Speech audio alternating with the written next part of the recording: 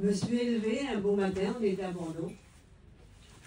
Et je pris conscience. Je pensais à mon petit frère Carout, vu que c'était son fils qui est là. Et Carout n'était pas avec nous. Et le matin, en pensant à lui, je ne sais pas qu'est-ce qui s'est pris, ce qui est venu dans ma tête. J'ai pris conscience qu'on pouvait mourir, que la mort existait.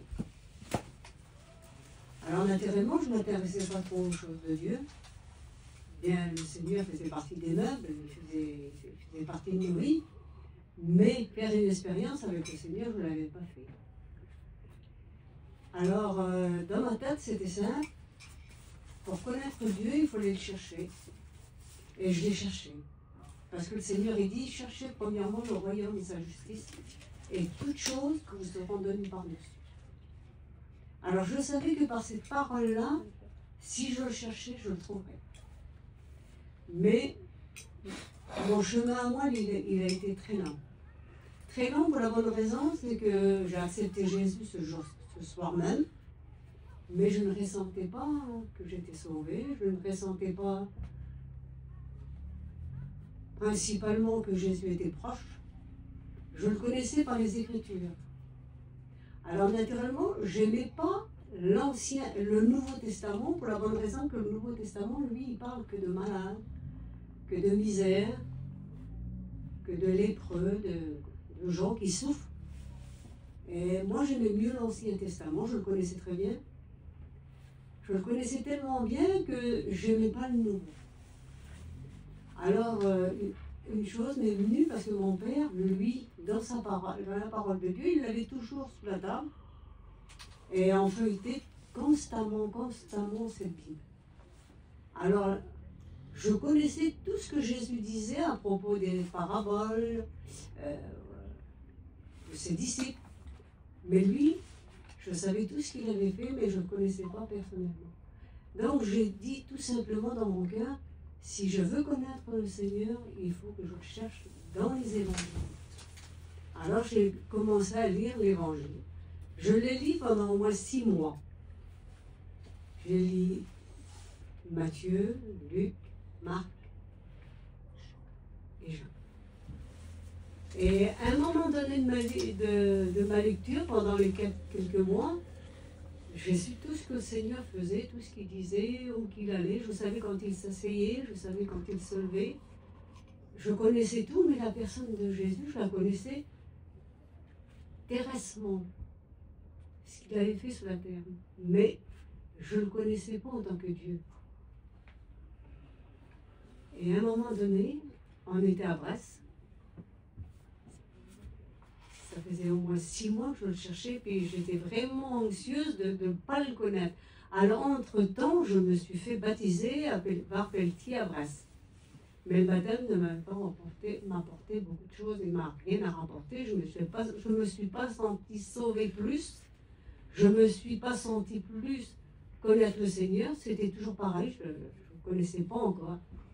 Et le soir, bien sûr, à l'époque, quand on s'éclairait avec la bougie, alors dans mon camion, mon père nous avait fait un bon lit et à la lueur de la bougie, le Seigneur m'a dit lis l'évangile de Jean. Il fallait que je lis l'évangile de Jean.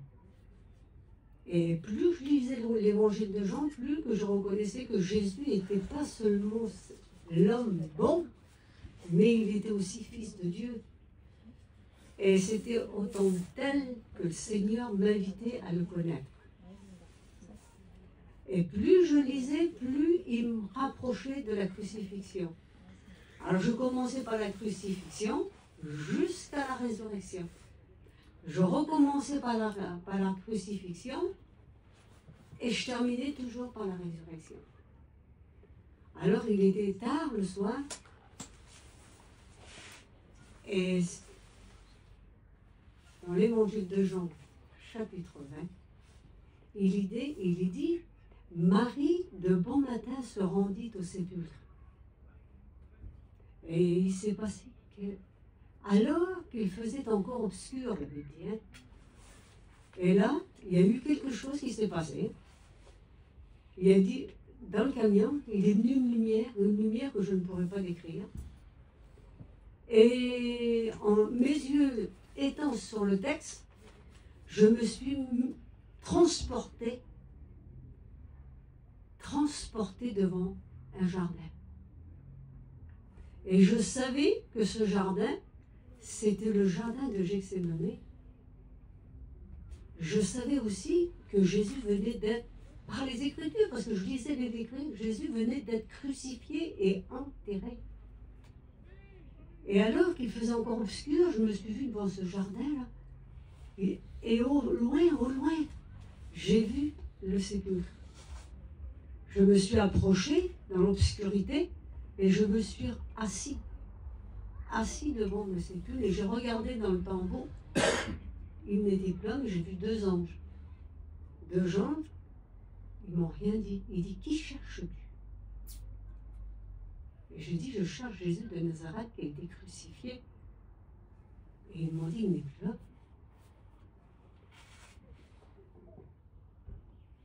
Et tout d'un coup, je me suis retournée et j'ai vu le jardinier. Et j'ai dit, si c'est toi, Seigneur, qui l'a emporté, dis-le-moi et je le prendrai.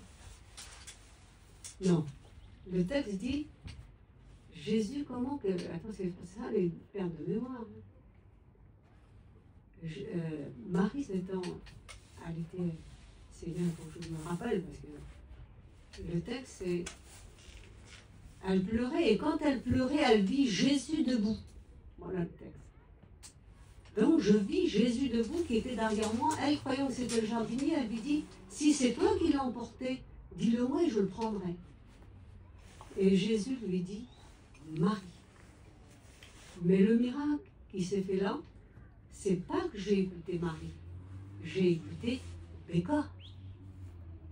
Et là, j'ai reconnu que Jésus n'était pas seulement le Seigneur qui faisait du bien sur la terre, mais je l'ai reconnu comme le Christ ressuscité. Il n'était pas ressuscité pour mon père, ma mère, pour toute ma famille qui était là, mais il était ressuscité pour moi. Et c'est mon expérience quand je me suis convertie. Et là, je l'ai vraiment reconnu comme le Christ ressuscité. Amen. Amen.